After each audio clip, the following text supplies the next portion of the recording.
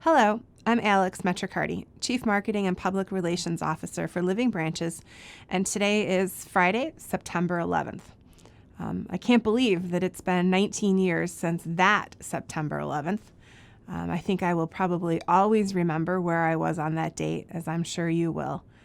And when I think back to that day, what really stands out in my mind that day and the days that followed, other than the perfectly clear blue sky and looking up at that sky and seeing no airplanes anywhere in that sky, I will remember that for the rest of my life. But the other thing that I really remember is how many everyday Americans got up that day and just did what had to be done in a time of national crisis and emergency. I think about the firefighters and the police officers and people on airplanes and people in the Pentagon and all of those family members and all of those bystanders who just got up and did what they had to do when it had to be done.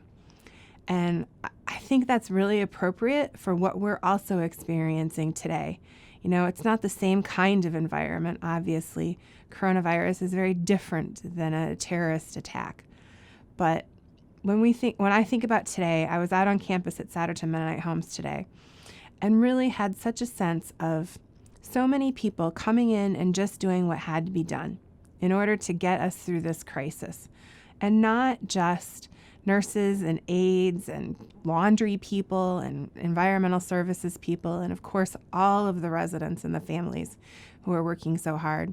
But I think about the people in the grocery stores. I think about the teachers. I think about the parents and the students who are trying to make it through school. And I think about all of us, again, coming together as everyday, ordinary Americans, just trying to do what we can to make things a little bit better for each other so we can get through this just like we've gotten through everything else.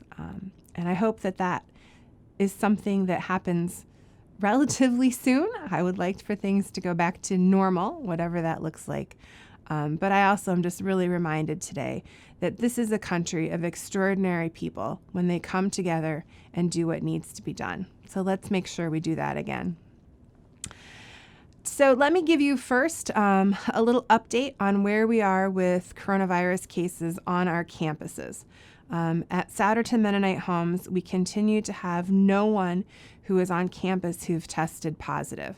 As we've mentioned before, we do have a staff person who is off campus right now who has coronavirus. This person knew they were exposed and so never came back to campus. So there is no possibility of the virus spreading from this person. But this person has some family members who are very ill. So if you've been praying, I would ask that you continue to do that. Those prayers are desperately needed right now. And on our Dock Woods campus in Harmony House, we did have someone last Friday, I believe, a staff person who tested positive. And so let me update you a little bit on what's happened at Harmony House since that has taken place. And I think that this is important to talk about. I'm going to talk about it in some detail because what's happening at Harmony House right now is what will have to happen in any other supportive living environment if anyone else tests positive. So this holds true essentially for anyone in personal care, memory care, or health care. So when someone, whether it's staff or resident, in one of those levels of care tests positive, what has to happen is that immediately we have to test every staff person and every resident who is in that level of care. Not only the nurses and the aides and the people that you think of when you think of somebody who's in memory care, but also the environmental services people who work in that area, if there are any dining services persons there, laundry, life enrichment, all of those people have to be tested, staff as well as residents.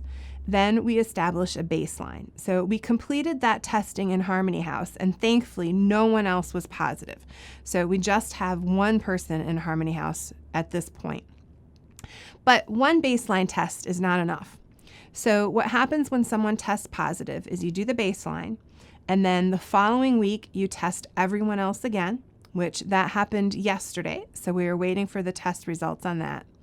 And then after this, next week, again on Thursday or Friday of next week, you have to test everyone else again. So once you've gone 14 consecutive days with no more persons testing positive, then after that, you have to wait an additional 14 days and then you in personal care, and then you can start to reopen that level of care. So once we've gone 14 days with no one else testing positive in Harmony House, we'll have to wait another 14 days, and then we can start relaxing our restrictions again and getting back to in-person visitation through the chat box. And then we can relax a little bit. We can start to have small group activities again, and then we'll build through step 2 and hopefully back to step 3. So this is a process. It will definitely take time if we start to have persons test positive.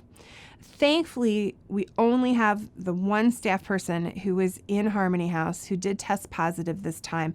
But I will say that every week in our coronavirus response teams meetings, we hear about staff or residents who are out for testing.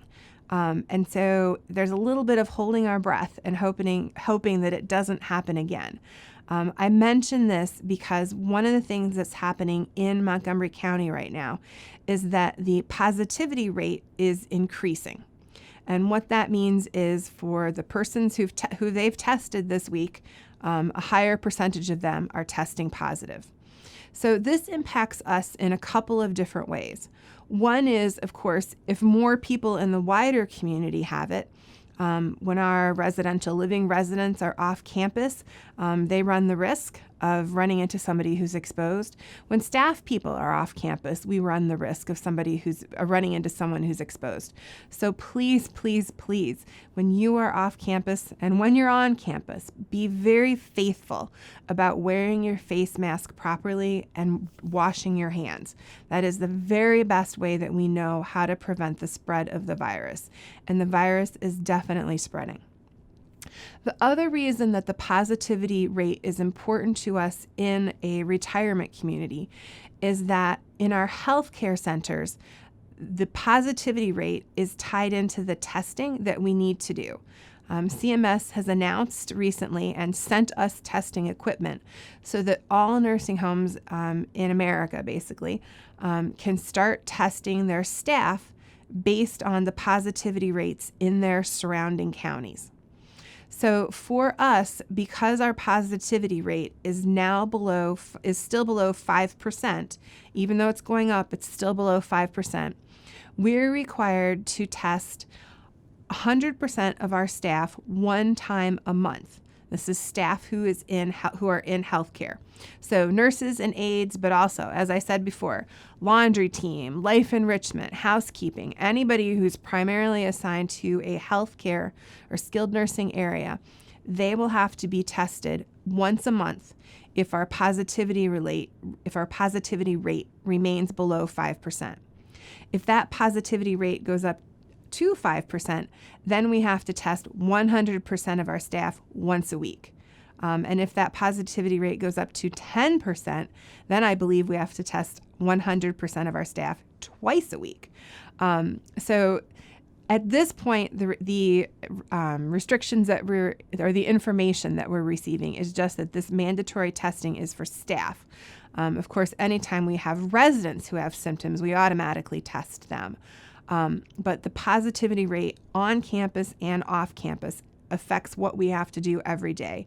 So please, please be careful and continue to wear your face mask and wash your hands. I heard from several residents this week, speaking of face masks, I heard from several residents this week with questions about face masks. So I have been asked to provide a general reminder to all of our residents when you are outside of your accommodation, whether you are inside or outside or wherever you are, please wear your face mask and wear it properly. I had several people calling to let me know that they had seen people who weren't doing that. And if you do happen to be out and you've forgotten your face mask, you can stop by the front desk and they'll be happy to give you one. It's not a problem at all. I also heard this week from a person who was a resident who was asking me some advice regarding their church. Their church had gone back to in-person services, but this particular resident was very disappointed when she got there to see that they were not requiring congregants to wear their face masks when they were in the sanctuary. And so she made the decision that that was more of a risk than she could take. And so she left church and had to go back to watching online. So please pay attention to those types of things. And don't let yourself be in areas where there are people who are not wearing face masks. It's for your own health and for the health of everyone else who is around us. I also had a lot of questions this week regarding voting, which I suppose is appropriate because, of course, we are getting closer to election time. Dock Woods will not be serving as a voting location this year. I believe General Nash Elementary School is where that precinct will be voting. Both at Dock Woods and at Souderton, we are reaching out to the local Montgomery County Voter Services Department to see whether or not we can get a drop box for absentee ballots so that residents could just vote that way. But we have no information about that yet. We haven't heard back from them. It is also important to note that per our guidance from the Department of Human Services, and those are the folks that oversee personal care and memory care, at least what they're telling us right now is that voting is not considered an essential service. And so residents are not going to be able to leave campus to go and vote. So please request your absentee ballot if voting is something that's important to you. And you can feel free to reach out to your social worker. She is very happy to give you information on how you can do that. And then we can hopefully find out that we can get the ballot drop boxes on campus. So that will be super convenient. If you are in residential living, we are not planning on running transportation to the voting locations as they are off-site. You can, of course, go vote on your own or also request an absentee ballot if you'd like to vote that way. And again, you can reach out to your social worker and she would be only too happy to point you in the right direction of how to do that. I hope these updates are helpful for you. If you have additional questions, please feel free to email me at coronavirusquestions@livingbranches.org. I am happy to answer whatever I can. If I don't know the answer, I will find the person that does. And of course, if you just have questions or want some guidance, I'm more than happy to be a resource for that as well. So thank you very much. Have a good week, and we'll talk to you later.